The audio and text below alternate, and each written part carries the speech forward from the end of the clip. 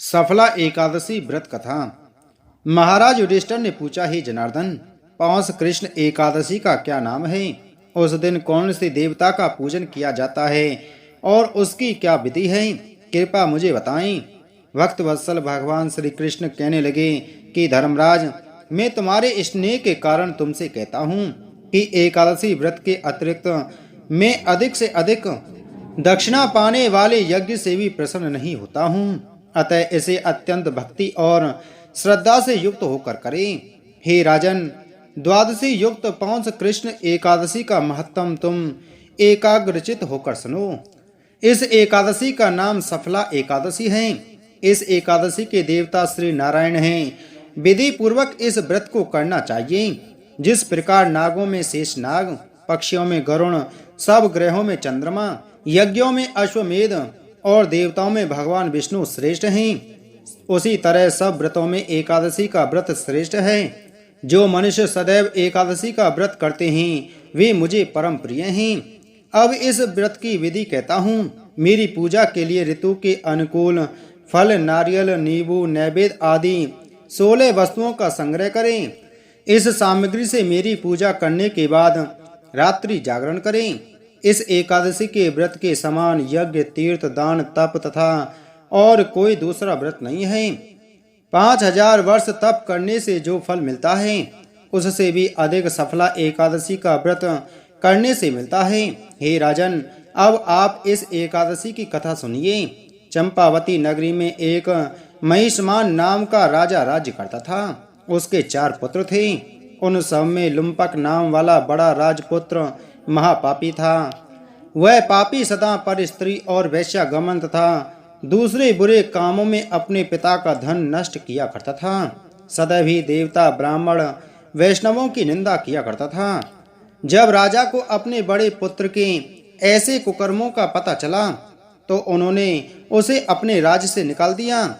तब वह विचारने लगा कि कहाँ जाऊं, क्या करूं। अंत में उसने चोरी करने का निश्चय किया। दिन में वह वन में रहता और रात्रि को अपने पिता की नगरी में चोरी करता तथा प्रजा को तंग करने और उन्हें मारने का कुकर्म करता। कुछ समय पश्चात सारी नगरी भयभीत हो गई। वह वन में रहकर पशु आदि को मारकर खाने लगा। नागरिक और राज्य के कर्मचारी उसे पकड़ लेते किंतु राजा के भय से छोड़ देते। वन में एक अति प्राचीन विशाल पीपल का वृक्ष था। लोग उसकी भगवान के समान पूजा करते थे। उसी वृक्ष के नीचे वह महापापी लुम्पक रहा करता था। इस वन को लोग देवताओं की क्रीड़ा स्थली मानते थे।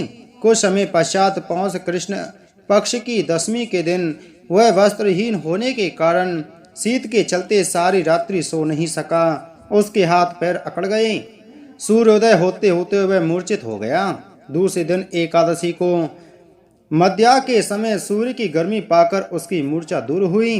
गिरता पड़ता वह भोजन की तलाश में निकला। पशुओं को मारने में वह समर्थ नहीं था, अतः पेड़ों के नीचे गिरे हुए फल उठाकर वापस उसी पीपल वृक्ष के नीचे आ गया। उस समय तक भगवान सूर्य अस्त हो चुके थे। वृक्ष के नीचे फल रखकर कहने लगा, हे भगवान, अब आपके ही अर्पण हैं ये फल, आप ही तृप्त हो जाइए। उस रात्रि को दुख के कारण रात्रि को भी नींद नहीं आई।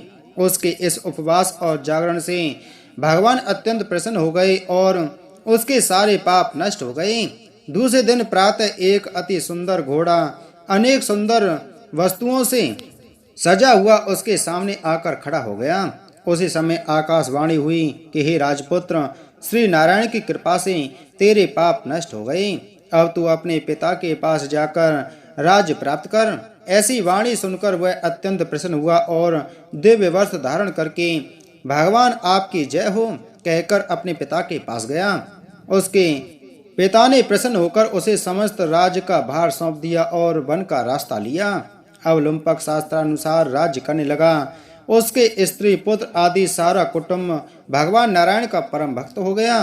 वृद्ध होने पर वह भी अपने पुत्र को राज्य का भार सौंपकर वन में तपस्या करने चला गया और अंत समय में वैकुंठ को प्राप्त हुआ। अतः जो मनुष्य इस परम पवित्र सफला एकादशी का व्रत करता है उसे अंत में मुक्ति मिलती है। जो नहीं करते वे पूंछ और सींगों से रहित पशुओं के समान हैं। इस सफला एकादशी के मातम को पढ़ने से अथवा श्रवण करने से मनुष्य को अश्वमेध यज्ञ का फल मिलता है। जय श्री कृष्ण।